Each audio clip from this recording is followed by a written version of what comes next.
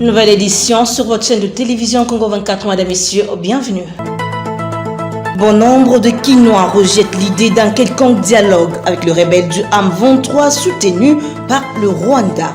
Reçu comme invité du journal, Corneille Moulumba, membre cofondateur de l'UDPS, n'apprécie pas la tactique sécuritaire portée par le président de la République, Félix Tshisekedi, et de son côté, Flori Boatouka, coordonnateur de présidence cellulaire de l'UDPS, félicite la bravoure de Félix Tshisekedi. Voilà tout pour les titres. Restez branchés pour les développements.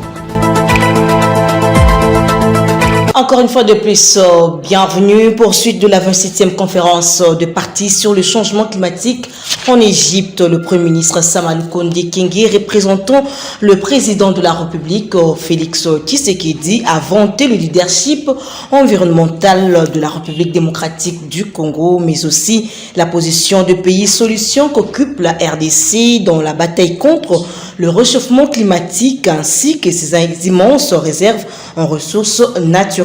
Notons qu'à cette COP27, il est question de financement des pays du Sud qui, comme la République démocratique du Congo, contribuent énormément à l'amortissement du réchauffement climatique à travers les ressources forestières qu'ils détiennent. Et puis la représentante personnelle du chef de l'État à la francophonie, Bestine Kazadi, a échangé avec les ambassadeurs et chefs de mission diplomatiques des pays membres de la francophonie, demandant ainsi à chacun d'être le porte-parole de la République démocratique du Congo auprès de son pays afin que la RDC ait une voix audible au prochain sommet de Djimba, car les cas de l'Ukraine et du Tchad sont évoqués dans les projets de déclaration et des résolutions, pendant que le cas de la République démocratique du Congo est passé sous silence. Désireuse de faire entendre la voix de ces grands pays francophones, Bestine Kazadi est passée par le truchement de ses interlocuteurs qui l'ont rassuré de l'accompagnement de leurs pays respectifs. Nous y reviendrons. À l'Assemblée nationale, une délégation d'artistes musiciens constituée de Félix Wazikwa, Barbara Kana ainsi que du fils biologique de Verkus Kiamongana est allé solliciter l'implication du président de cette chambre basse du Parlement, Christophe Mbosso-Koudia, dans l'avancement du dossier en faveur des obsèques de Georges Kiamongana Verkus, mais aussi l'esplanade du Palais du Peuple pour l'organisation des funérailles de l'illustre disparu suivant. Nous sommes venus le voir. D'abord, nous le remercions pour son accueil. Et malgré sa vie trépidante, c'est par rapport au deuil de M. Verkus Kiamongana. Donc je suis venu avec son fils, Vévé, Jean-Yves et Barbara Kanam comme artistes. Donc nous sommes venus lui exposer les problèmes que nous avons actuellement.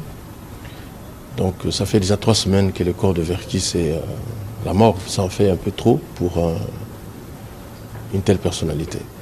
Voilà, qu'il puisse activer les dossiers par rapport au gouvernement, qu'il puisse nous aider, c'est qu'on puisse trouver une solution rapidement pour régler ce deuil. Deuxièmement, nous sommes venus lui demander l'esplanade du Palais du Peuple. Voilà. Il nous a fait des suggestions, mais il a accepté pour que le corps sorte le 19 donc de ce mois et que Papa Verkus puisse être enterré le 20. Il a tout accepté et puis après, on a commencé à parler du Congo. Moi je dirais que c'est aussi un historien, ce pays. Voilà, on était passé dans toutes les régions. Pour moi, c'était une fête, j'allais dire, dialectique. Donc on parlait, en plus je connais aussi presque beaucoup de langues. Donc c'était un moment culturel. Et voilà, il nous a promis qu'il fera quelque chose dans peu de jours. Tous les artistes sont confiants par rapport à la responsabilité qu'ils m'ont octroyée. Ils savent que ce que je leur dirai, ce serait la vérité. Mais par souci de transparence, j'ai voulu que la famille soit là et aussi une artiste pour m'accompagner, c'est-à-dire pour la transparence. Sinon, je pouvais venir seul. Il faut qu'il y ait la famille, qu'il y ait aussi la famille musicale. Donc, ils nous font confiance. Aussi, le ministre de la Jeunesse et l'initiation à la nouvelle citoyenneté et cohésion nationale, Yves Mboukoulou Zola, a assisté à l'inauguration de la bibliothèque pour enfants dans le quartier des mineurs dans la prison centrale de Makala. C'était en présence du vice-ministre de la Justice et du directeur de la prison de Makala. Cette bibliothèque placée mise à la disposition des enfants privés de la liberté avec pour objectif celui d'aider cette tranche d'âge à mieux apprendre, être éduqués selon les standards, ce qui permettra de les épargner de la CVT. Il faut également relever que tous les enfants non encore scolarisés profitent de ces programmes. À ces jours, environ 500 enfants sont incarnés dans la prison de Makala.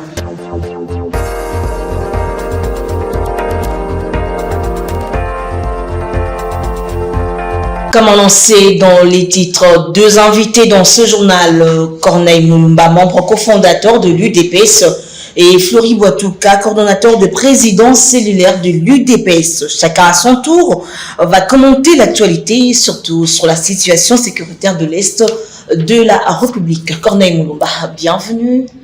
Merci maman de m'avoir accueilli aujourd'hui. Et merci surtout d'avoir honoré mon invitation. Le plaisir est pour moi. Voilà, je venais de lui dire que vous êtes membre cofondateur de l'UDPS, autrement dit pionnier. Alors, vous aviez protesté contre le système moboutiste dans le temps. Rappelez-nous un peu comment c'était passé à l'époque.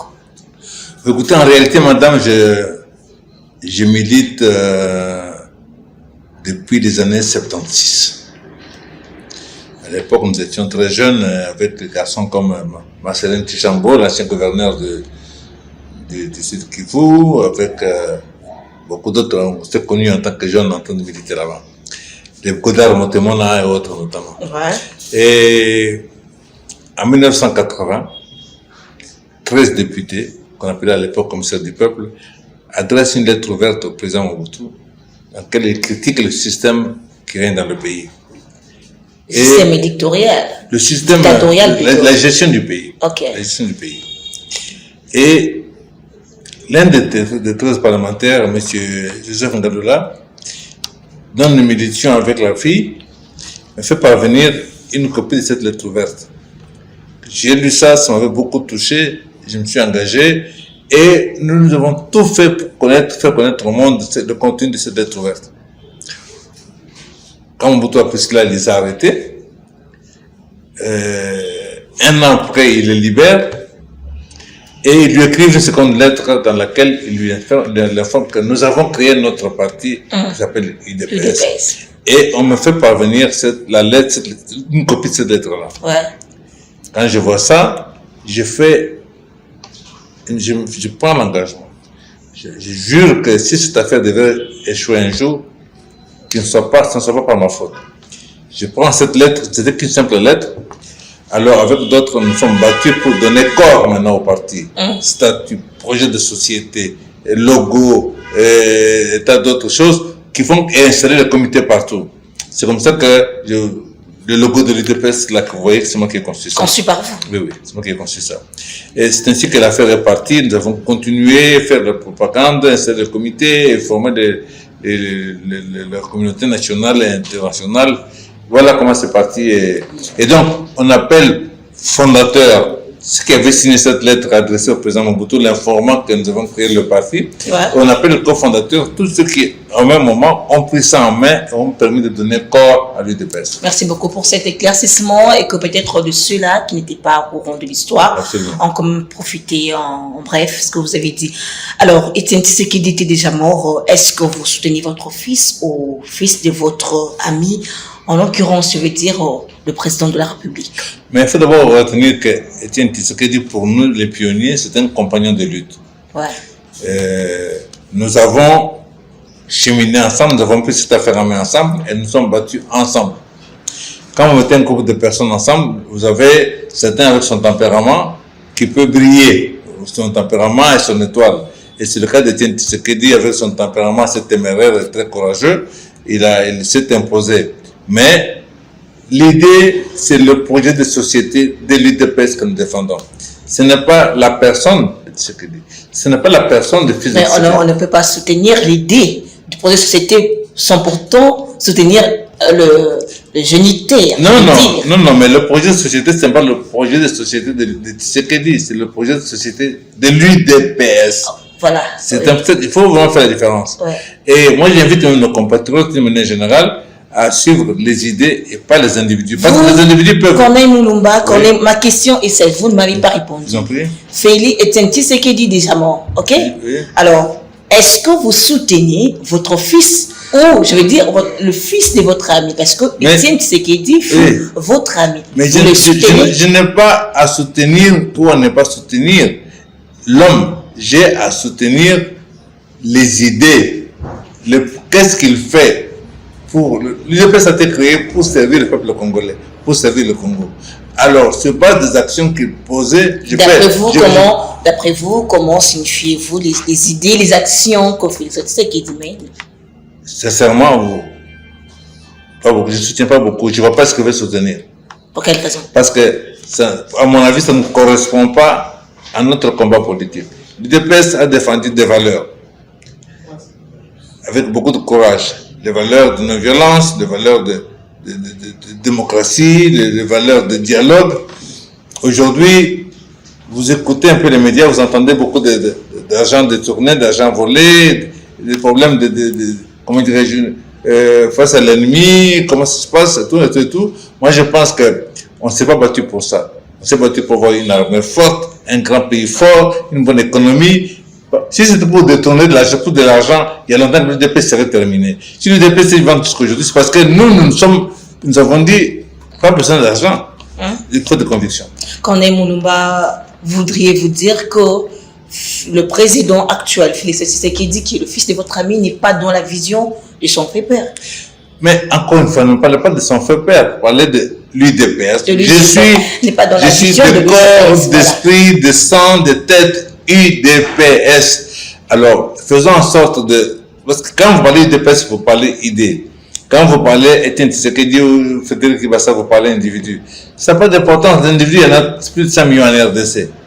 Les idées maintenant.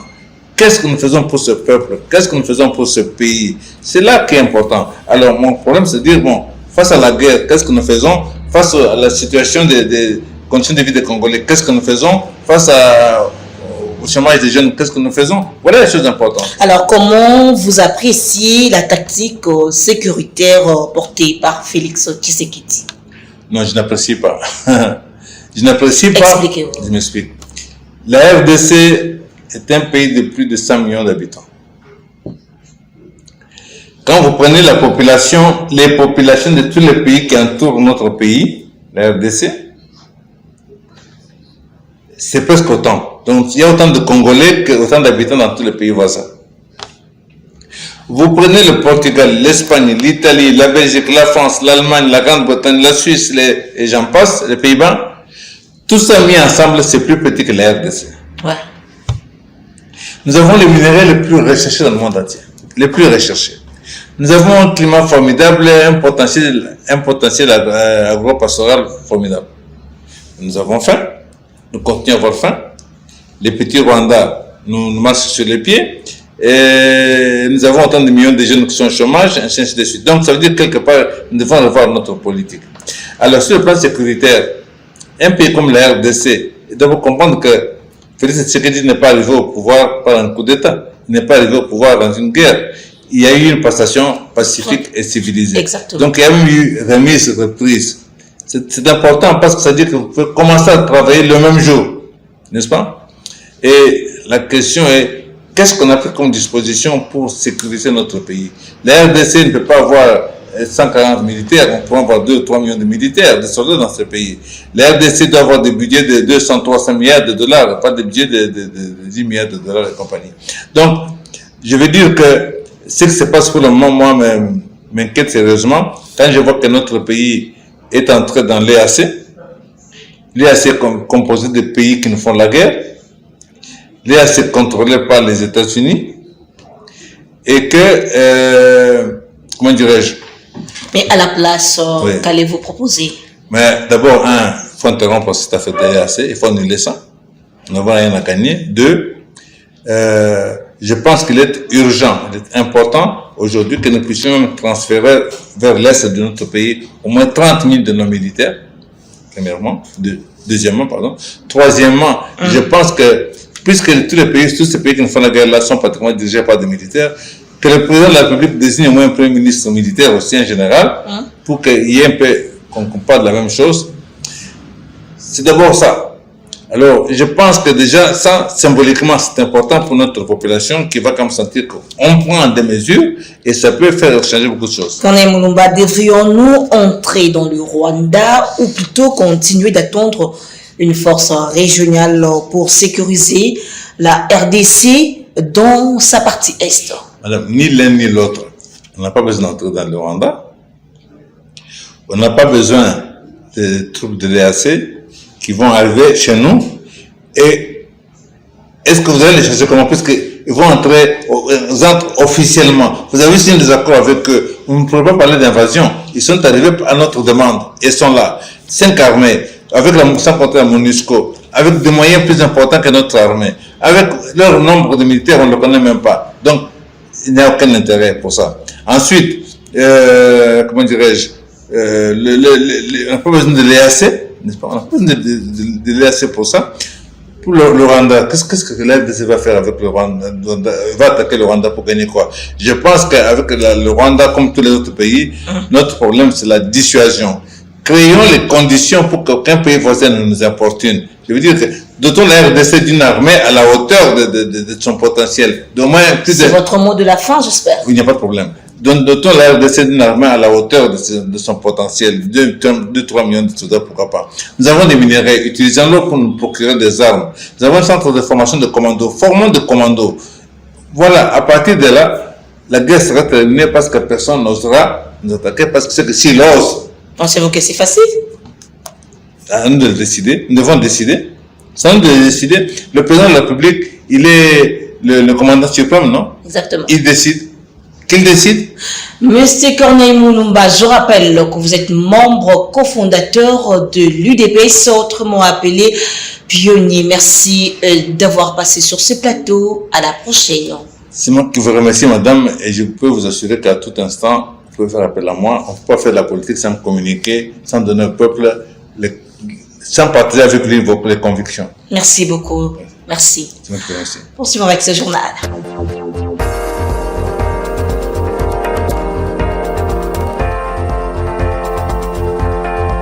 Les tensions politico-sociales demeurent palpables entre Kinshasa et Kigali. Les Congolais s'affichent de plus en plus solidaires envers le chef de l'État, Félix Tshisekedi, pour défendre la mère patrie.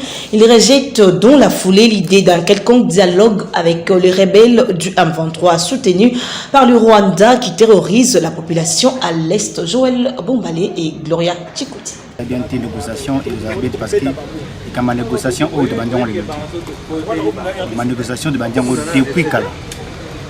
Nous négocions plusieurs fois. On a été parce que tous les trois présidents, Kabila le père, Kabila le fils, Joël Fachi Lelo, négociation sur négociation. Alors ils ont abouti à rien. Comment ils ont abouti à rien? Ils ont cité, ils ont gêné. Ils ont gagné. Beaucoup de gouvernements ont en charge Makambango, Atia Mbongwanje, nous sommes plusieurs fois. Alors, attends, c'est ce que deuxième de face, deuxième société, c'est quoi? C'est la guerre. La guerre. Nous, là, on a 1 centimètre. Bon, on est cassé. On est trois ans, on est cassé. Azobo Mandego na yomo. Jamais on est cassé na été. Pour une décision finale, il faut que le chef de l'État ait appliqué méthode. Tobeta na bango ka mindu. Bango babimisa armement na bango biso pe tobimisa oya biso tobunda parce que Rwanda na RDC ils ont le mot son l'État que tout tellement ba so il on va débat na ba télévision ba radio donc et ça la sonne makasi pour na rotala comme moi pays la Rwanda soto tingi ata goma ya pamba Rwanda roté le matin yeba ki batona balia ka sima RDC bango bazana force régionale ata moroté oyo ekokipe kotia kimia na RDC au moins que biso moko ba congolais soto zui décision na biso moko solution comme on a. Moi je trouve que nous avons une armée Et déjà dans le passé, on a pu abattre ces rebelles M23 et faire appel à d'autres personnes. Je trouve pas que c'est essentiel que notre armée se concentre et qu'ils puissent monter des stratégies. Et je crois qu'avec notre force armée, nous pouvons battre les M23. Et dans le même registre de réaction favorable de la population après l'appel du chef de l'État demandant aux jeunes de s'enrôler dans les FARDC afin de résorber l'insécurité à l'Est. Suivez. Bouter les agresseurs hors du territoire national constitue l'un des objectifs du citoyen congolais à l'heure actuelle où l'insécurité devient de plus en plus grandissante dans la partie est du pays. Cependant, Félix Tshisekedi a récemment lors de son adresse à la nation lancé un appel tous azimuts à la mobilisation générale dans les soucis de consolider l'unité nationale. Dans la foulée, des Congolais se sont exprimés en ces termes.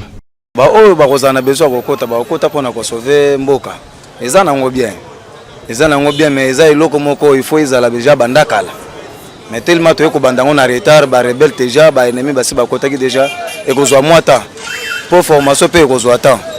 Na kati ata wana déjà ennemi azo poussa biso déjà zo boma déjà famille na biso kuna. On comprend. Sko er to zo maele o na retard. Oto banda lisu lokola mtu azana eloko na ye azo le suko botola yango. Mais il faut mukolo eloko faut prévenir avant. Tange na mboka na biso to ko bundaka na liloba moko. Ezape pona mboka na biso. Tozo bunda nde na liloba moko yake, tozo zo eloko ya mtu te.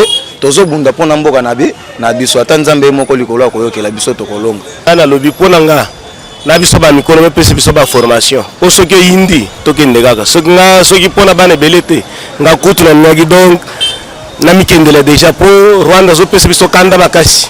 Rwanda ko sala na mboka monene lokola Kongo te. Ezo pesi biso mesha makasi. Chef de l'état lo bana biso ba mikolo tozo ba formation o soki yindi à l'autonomie. Basina bana wana batikali poto bundela mboka to récupérer Rwanda atika kosaka na libela vi tozolia tozomela tozoseka baninga kuna bazonyokama bazokemba papa ba député bazwa salaire à combien papa basoda biso bazwa salaire à combien tala pasi tozomona papa na ngai bobunda makasi pona dossier na biso ya kuna bamboka tu wana biso toza ba vidéo tota ba internet ba kile zotanga tozomona na biso tozoseka tozolia ba député wawa banzela pamba kuta bazokoka te kopana batie bango ne mbongo tona tusiki batie bango ne bien soki moye te base na goma toyoki bazosenga ba arme papa na ngai bazosenga bakomi na niveau ti basenga ba arme be babuna na machete papa be babuna na machete so moye te tozomona Russie azopesa muninga ba arme soki moye te bapesi arme bakei. Rappelons que plus de 3000 jeunes ont rejoint les forces armées de la République, quand bien même les rebelles du M23, soutenus par les Rwandais, continuent de s'aimer terreur et désolation à l'Est.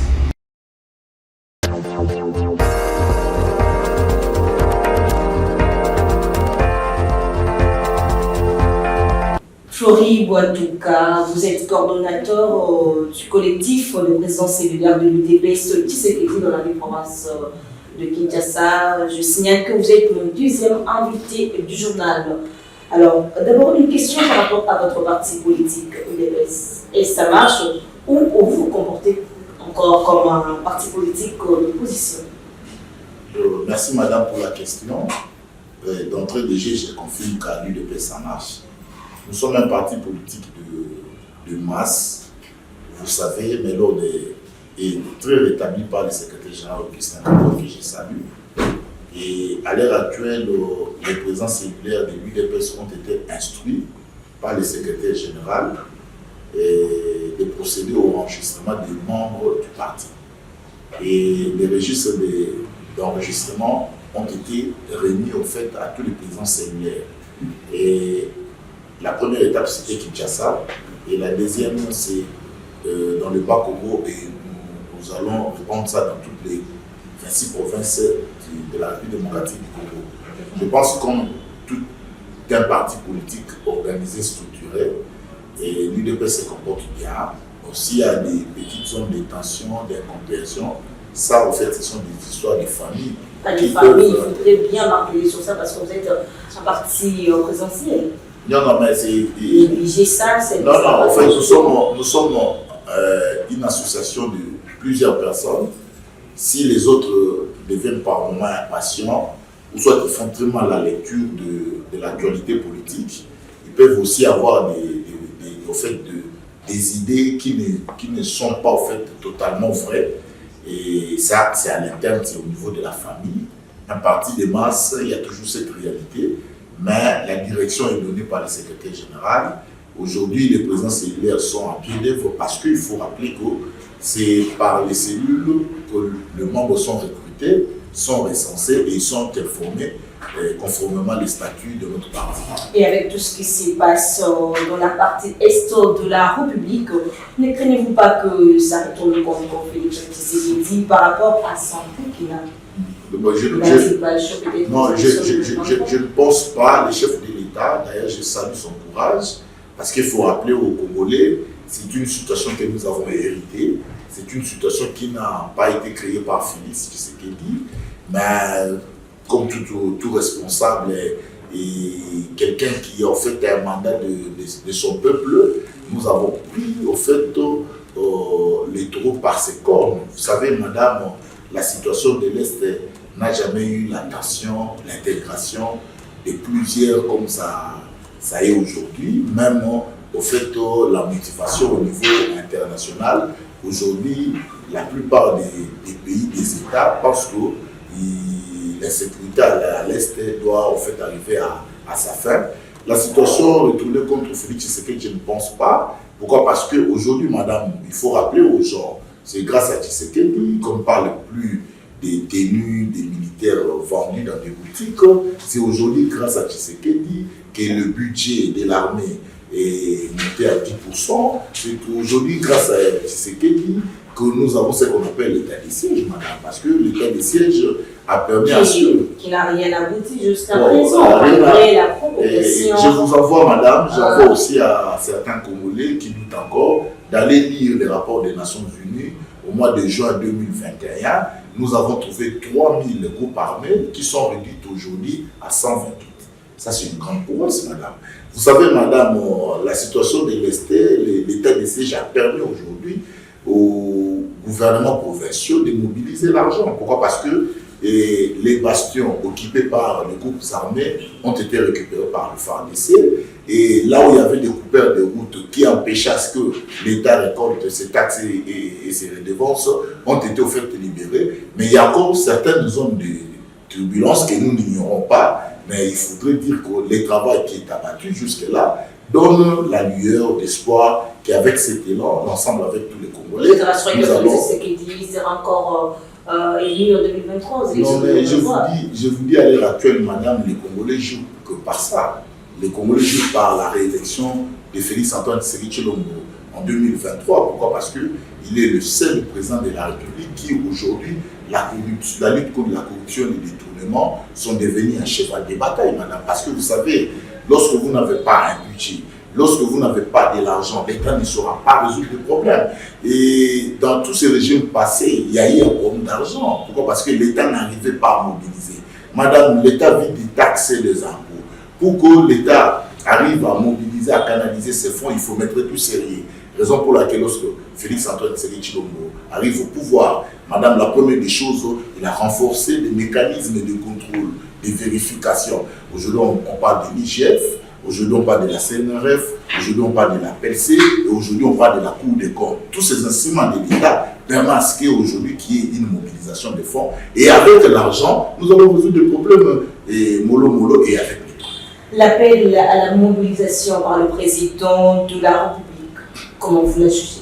Non, mais je vous dis, le président de la République ne cesse de m'impressionner, madame. Vous savez, dans tout ce qu'il prend comme décision, j'ai lu en lui le patriotisme. Je vous dis, c'est pour une fois que la question de l'Est aujourd'hui soit mise sur la place publique, madame. Il n'y a plus de tabou. Et le chef de l'État, j'estime qu'il est le seul Congolais qui a compris que les Congolais devaient participer à la gestion de la République. Les Congolais devaient participer à la gestion de la chose publique. Vous savez, madame, les conflits à l'Est, c'est un complot. Il a fallu que nous nous mettions ensemble, nous nous mobilisions pour empêcher, au fait, aux instigateurs, à ceux qui ont envie nos espaces, nos terres, nos minéraux ne puissent plus continuer. S'ils veulent en avoir, qu'ils viennent par des accords, par des traités, et dans la paix, nous allons nous partager au fait ce qui nous revient. Je crois que la mobilisation, et chaque Congolais a intérêt a intérêt à informer celui qui n'était pas informé, à encourager. Aujourd'hui, moi, je suis en train de faire cela, madame. Les jeunes qui ont l'âge aujourd'hui, s'ils estiment qu'ils sont forts, ils peuvent adhérer, qu'ils soient recrutés dans l'armée. Et nous aussi, jeunes, nous devons nous constituer à des groupes de vigilance pour ne plus permettre à l'ennemi d'avancer. Parce qu'aujourd'hui, il est connu, il n'est plus à cacher. Rwanda est l'agresseur de la République démocratique du Congo. Ses velléités expansionnistes sont connues et au fait l'exploitation illégale de nos minéraux qui est au fait l'objectif du Rwanda est connu. Je pense qu'aujourd'hui nous sommes à l'ère de la mobilisation. Nous devons être ensemble pour bouter l'ennemi dehors. Et pour terminer, certains acteurs politiques et activistes de droits humains souhaitent un dialogue intercongolais. L'Union africaine a aussi recommandé une négociation entre le M23 et le gouvernement congolais. Est-ce que le président Félix Tshisekedi a un bilan? Vous savez, madame, les bilans, j'ai toujours dit aux gens, je répète encore et je rappelle aux Congolais qui aiment bien nous suivre, les bilans est un inventaire. C'est-à-dire, l'année est définie, vous arrivez à la fin de l'année, vous examinez, vous faites un bilan de ce qui a été défini et vous inventez ce qui est au fait fait et ce qui ne sont pas encore réalisés. Et je crois que vous vous posez des questions pourquoi cela n'est pas réalisé et vous vous posez des questions en perspective d'avenir. Je vous dis à l'heure actuelle, madame, il y a plus de 6 millions de Congolais qui sont très heureux avec le président Félix. Vous savez pourquoi, madame? C'est vous qui le dites. Non, mais je vous dis, lorsque vous faites une moyenne de 5 millions d'enfants à l'école, vous faites une moyenne de 3 millions de familles. Aujourd'hui, les enfants étudient gratuitement. Les parents n'ont plus, au fait, le droit de payer 1 franc pour l'éducation de base de l'enfant. Vous savez, madame, nous avons les amis... Mais ça ne se passe pas aussi comme il faudrait, dans des conditions normales. Non, mais quelles sont les conditions, madame? Nous sommes au Congo. Le chef de l'État avait dit il ne faut pas attendre que tout soit rose pour qu'on commence. On commence avec ce que nous avons. Nous allons améliorer du jour au lendemain. Vous savez, madame, l'amélioration de la qualité, même Jésus, quand il reviendra, il nous trouvera au fait dans cette quête de l'amélioration de qualité. Ça ne manquera. Même aux États-Unis, ils sont en train d'entrer, d'améliorer les qualités. C'est que nous estimons qu'ils sont déjà meilleur. Je pense qu'aujourd'hui, avec la gratuité, madame, il y a la maternité d'accouchement. Aujourd'hui, madame, il y a l'augmentation des salaires à la fonction publique. Non seulement l'augmentation des salaires. À faible pourcentage Non, vous savez, madame, dans une année budgétaire, les fonctionnaires bénéficient de 45% d'augmentation. Mais ça, c'est exceptionnel, qui n'a jamais été fait. Là, je vous dis, madame, non seulement il y a l'augmentation des salaires, madame, il y a, au fait, la prise en compte des non-payés, qui aujourd'hui environ plus ou moins 40 000 fonctionnaires qui sont repris sur la liste des payes. Et madame, je vous ajoute, au mois d'octobre, 2200 médecins sont ajoutés sur la liste des primes de risque. Et quand vous totalisez, on aura un nombre de 9200 médecins qui sont payés et que nous avons trouvé plus de 6 ans, 7 ans sans prime. Je pense que madame, aujourd'hui, vous verrez la construction des hôpitaux, la réhabilitation, les cas de Mama Yemo par exemple, allez voir Mama Yemo Maman, allez au camp Tchachi, allez au camp Kokolo. Et vous savez, avec le programme de 300 écoles, déjà 17 avait déjà été remis pour cette année 2022-2023. Je pense qu'à ce conseil de dire, madame, exactement, et puis les routes, sans vous citer les routes et les kilomètres. C'est qui justifie pour vous un bilan de Félix Tshisekedi. J'espère qu'on aura à bien discuter ça dans une émission. Le travail que le président de la République a déjà fait, ça nous permet de demander maintenant aux Congolais de nous accorder un deuxième mandat pour finir, et sans oublier le programme de 145 territoires. Ce qui n'a pas été bien fait. Je rappelle que vous êtes coordonnateur du collectif de présidents cellulaires de l'UDPS. Merci d'avoir honoré à mon invitation. À la prochaine. C'est moi qui vous remercie. Merci.